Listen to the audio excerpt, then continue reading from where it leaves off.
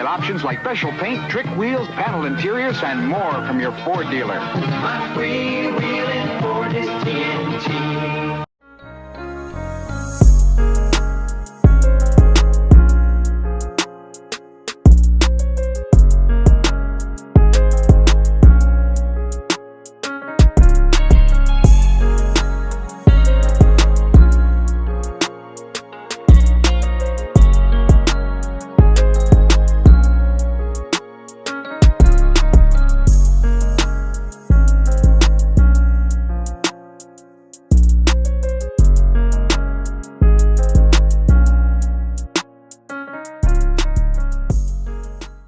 Hello everybody, and thank you very much for your time today. And today I'm coming to you from Walterboro, South Carolina. Yes.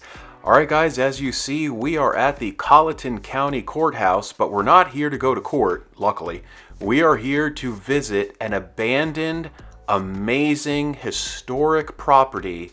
This is the old Ford building in Walterboro, South Carolina, downtown. Now, there is a Walterboro Ford currently that is in operation, but this is the old Walterboro Ford. Now, I don't know if there is a true connection business-wise, but we are going to see this amazing property. This is the place where everybody in this area used to come and buy their Ford vehicles back in the day, and I have a special place in my heart for Ford vehicles, as my dad was actually a Ford guy. He had a few F-150s through his years, and he's no longer with us on this planet, unfortunately, but we'll get to that in a few moments. Now, let's take a look inside.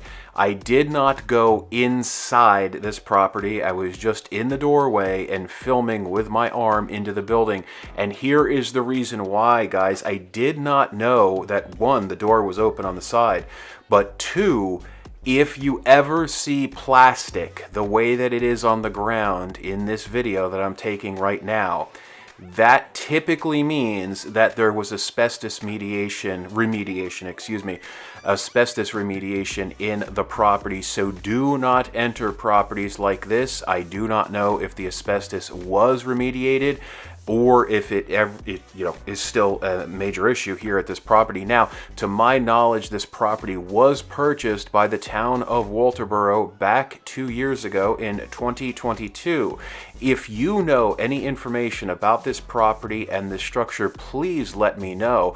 I know that there are several folks that follow my channel and subscribe that are actually from Colleton County and also Walterboro, folks that either have lived here in their younger years or currently live here. Now let's go ahead and take a look into some of the repair bays for the dealership. This is certainly in bad condition, but you know what? This is beautiful to me. This reminds me of what it was like at an old school dealership back in the day. So let me go ahead and rewind back to my dad. And just sharing a little story with you guys. Please feel free to share in the comments. I always like hearing from you guys about your family experiences. So my dad was an F-150 guy, and he had a few F-150s during my younger years that unfortunately Ford used a horrible galvanization process and a horrible clear coat process. And I remember 2 of his F-150s actually peeled within the first few years of ownership. Brand new vehicles, guys, brand new vehicles.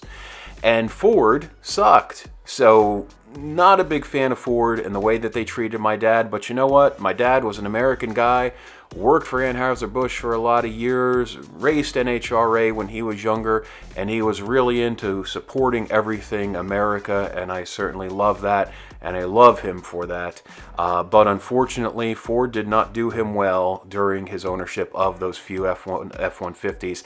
They basically said, yeah, we'll repaint the vehicles, or you know what, just go ahead and scratch.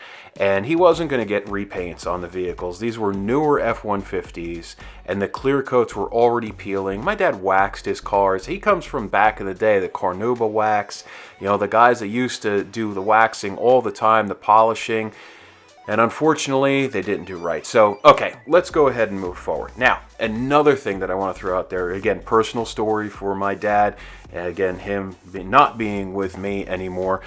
He was actually a employee at a Pontiac dealership, so another GM aspect. So we had the Ford aspect, now we got the GM aspect.